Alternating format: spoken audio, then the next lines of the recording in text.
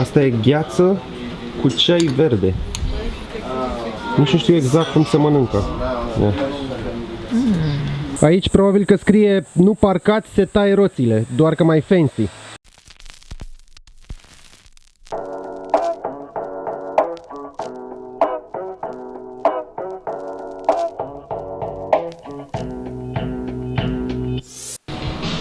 O să încep vlogul cu treaba asta, pentru că probabil că multă lume vrea să vadă asta, așa că m-am gândit să o pun la început ca să evit comentariile de genul la minutul 5:40 cu plăcere sau treburi de genul ăsta. Astea sunt cele 3 produse McDonald's specifice Japoniei, sau cele pe care le-am găsit noi în meniu și nu le-am recunoscut, nu le-am văzut și la noi. Teriyaki Burger, Cheese Locomoco și Ebi Filet. Care Greasy. cu creveți. Cheese Locomoco. Cheese Loco. Stai să-l vedem. Ia. Da, arată bine. Îmi place. Este cu un ou în... Are un ou în mijloc? Da. Ia, arată-ne, arată-ne. Aha. Cum ți se pare? E foarte bun. Este ouul ăsta care dă toată savoarea. Și sosul ăsta dubios. Și carnea mi se pare mai bună. Parcă e chiar carne. Ok, urmează Teriyaki McBurger. Teriyaki e un sos, cred că asiatic, sau eu credeam că e, adică Greasy zice că e indian. Așa se prezintă acest Teriyaki McBurger. Să intrăm în sufletul lui. Avem un fel de sosuleț aici. Carnea e mult mai consistentă, mai densă decât aia de la noi. Are un gust mai intens, așa. Și sosul ăsta zici că e sos barbecue, un pic mai dulce. Cam asta pot să zic despre Teriyaki McBurger. E ok, mi-a plăcut mai mult ce am mâncat înainte. Greasy. Locomoco. Locomoco, da. Și acum Ebi Filet. Bagă Greasy. Să vedem ce chiflă de creveți. Ce chiflă data de creveți. Na.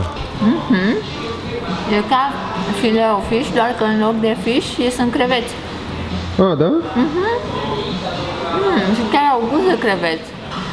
Cred că se vede puțin crevete înăuntru. Da, e mai roz, așa. Da. Îmi aduce aminte de Constanța, de Never See. Bun, și acum putem reveni la vlogul nostru obișnuit.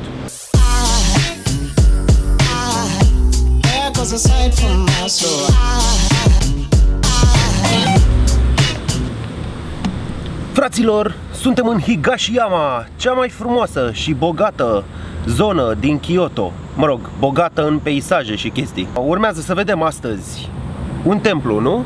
Mai multe temple. Mai multe temple, o grădină, un parc.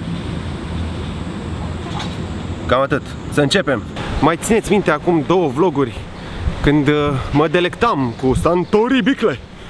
Ei bine, de atunci încă în fiecare zi caut la toate automatele o nouă sticlă de Suntory Bicle și nu găsesc.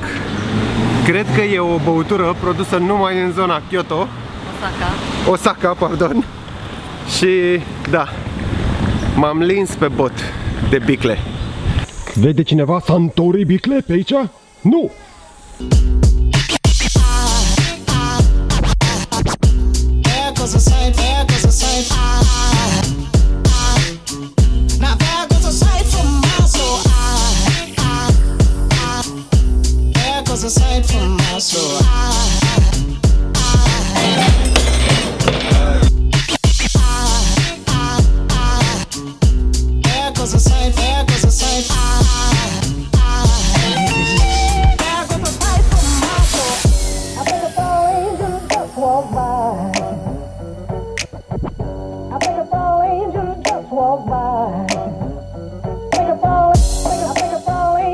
Toate templele astea sunt pline de magazine unde se vând aproape exclusiv talismane. Așa arată. Ăsta e unul de 500 de ieni ca să-ți fie bine în trafic. Ăsta e 2000 ca să te iubească maxim. Ăsta e ca să-ți adâncească relația. Ăsta e ca să mai ai o șansă, să-ți mai dau o șansă. Și ăsta e ca să o găsești. Mai întâi o găsești, după care îți mai dă o șansă, după care îți adâncești relația după care o legi bine. Și ăsta e ca să ai o căsnicie fericită. Cred că noi am avut ăsta de la început. Aaaa. I think it's all angels just walk by.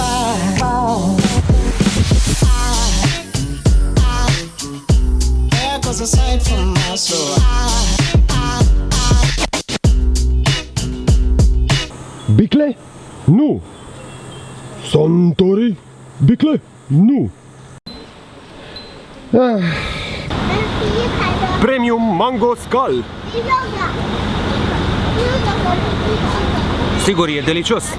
Și eu. Dar după ce ai gustat Santori Bicle. din hrana zeilor Santori Bicle, nimic nu mai are, totul are gust de apă. Tu ce ți-ai luat, Silvi?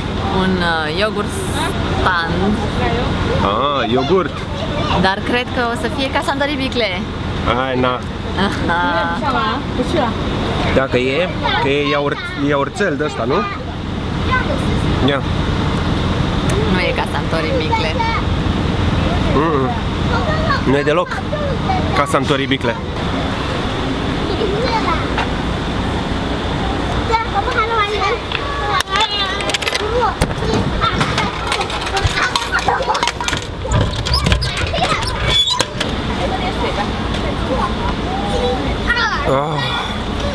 E ca și cum ai bea lapte direct din țâța zeilor.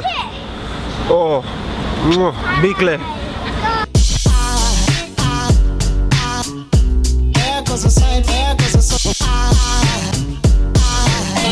Now there goes a sight from my there goes a sight.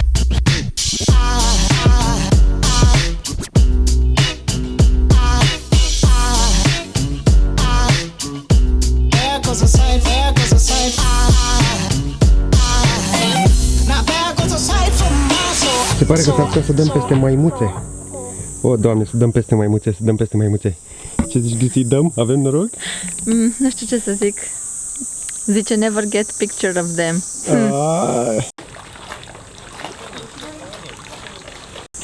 Doamnelor și domnilor, în premieră, pentru prima dată în viața mea, o să vizitez un templu zen. Grisi, ai mai vizitat așa ceva? Nu, niciodată. E prima dată și pentru mine.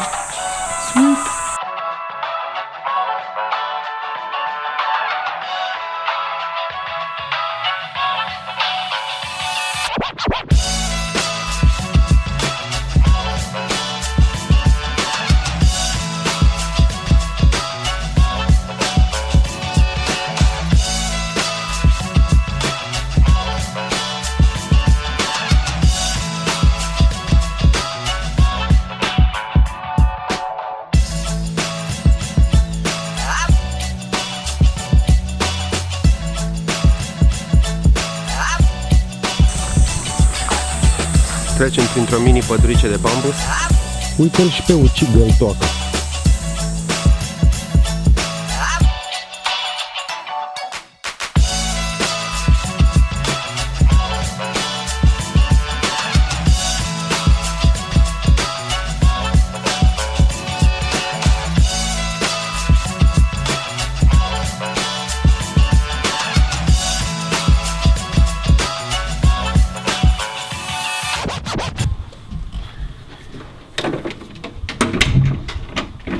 Bun, acesta a fost vlogul de astăzi. Ne vedem mâine. Pa, pa!